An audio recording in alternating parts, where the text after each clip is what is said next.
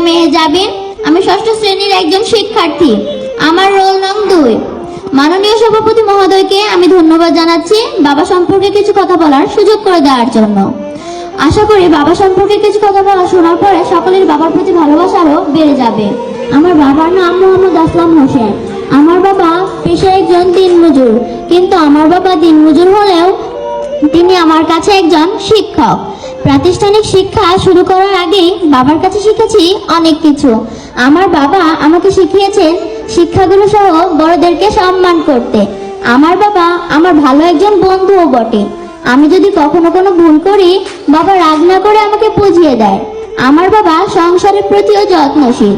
খুব ভোরে ঘুম থেকে উঠে কাজের উদ্দেশ্যে বেরিয়ে পড়ে। রোদ বৃষ্টি ঝড়ে বাবাকে দেখিনি কখনো বসে থাকতে ঘরে।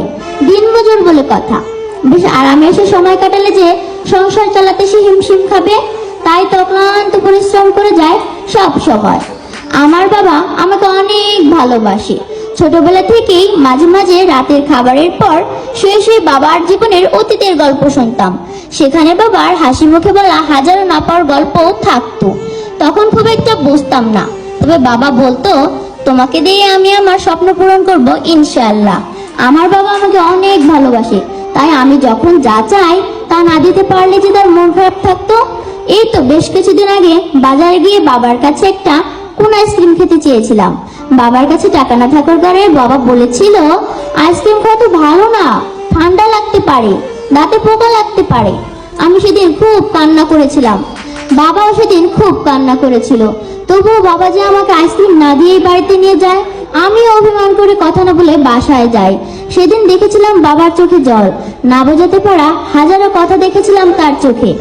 বুঝতে তো সেদিন শিখেছি না বোঝাতে পারা হাজারো কথা। বুঝতে তো সেদিন শিখেছি সাধ্যের বাইরে কোনো আবদার বাবার কাছে করতে নেই। আমি আমার বাবাকে অনেক ভালোবাসি। আমার বাবা আল্লাহর পরে আমার কাছে একজন রক্ষাকর্তা। তিনি আমাকে বটবৃক্ষের ন্যায় ছায়া প্রদান করেন। সোনার কপাল তো তার, দুনিয়াতে বাবা আছে যার। পৃথিবীর সকল বাবাদের প্রতি রইল আমার হৃদয় নিংড়ানো ও আবেগ আপ্লুত কোটি কোটি ভালোবাসা। সবশেষে শুধু এতটুকুই বলবো, সুখে থাকুক পৃথিবীর সকল বাবা। আসসালামু আলাইকুম। অনেক সুন্দর। সময় মেয়ে যাবেন। আমি ষষ্ঠ শ্রেণীর একজন শিক্ষার্থী। আমার রোল নং 2। মাননীয় সভাপতি মহোদয়কে আমি ধন্যবাদ জানাচ্ছি বাবা সম্পর্কে কিছু কথা বলার সুযোগ করে দেওয়ার জন্য। আশা করি বাবা সম্পর্কে কিছু কথা বলা শোনার পরে সকলের বাবার প্রতি ভালোবাসা আরো বেড়ে যাবে। আমার বাবার নাম মোহাম্মদ আসলাম হোসেন। আমার বাবা পেশায় একজন দিনমজুর, কিন্তু আমার বাবা দিনমজুর হলেও